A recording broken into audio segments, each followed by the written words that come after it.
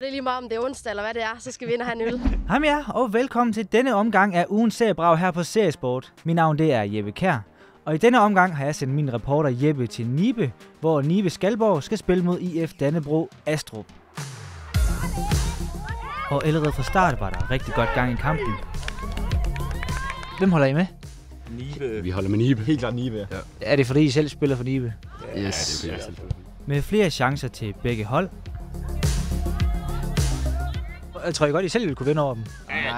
Ja, 100%. Og lidt samba-bold på lægterne.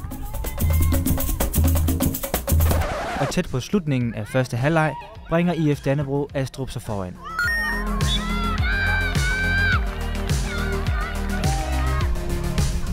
Og der bliver gået til den.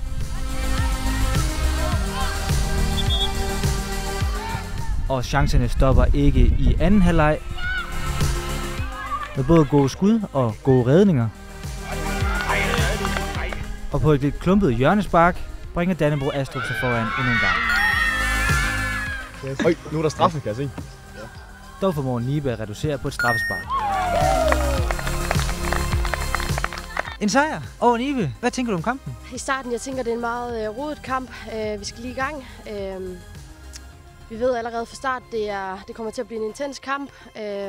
Nibe, de kommer lidt tilbage i kampen til sidst med scoret straffespark. Begyndte det sådan lige at nævne, eller lige at give lidt?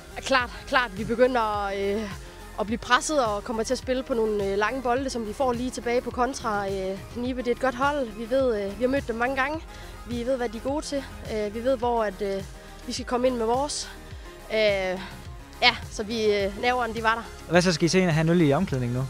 Selvfølgelig. Vi er i Astrup. Selvfølgelig skal vi det. Så er det sammenholdet, der gælder? Helt klart. Og det er lige meget, om det er onsdag eller hvad det er, så skal vi ind og have en øl. Det var en rimelig god målmandspræstation, synes jeg. Hvad tænker du om kampen? Jamen, jeg tænker, det var en kamp, hvor vi var overmatchet, i hvert fald fysisk. Vi er ikke så gode til at holde fast i bolden. Havde du troet, at der ville blive lukket flere mål ind på dig, end de to i dag? Ja, det havde jeg nok helt sikkert. Også som kampen startede ude.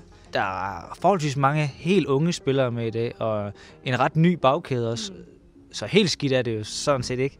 Nej, overhovedet ikke, og alle gør det rigtig godt i dag.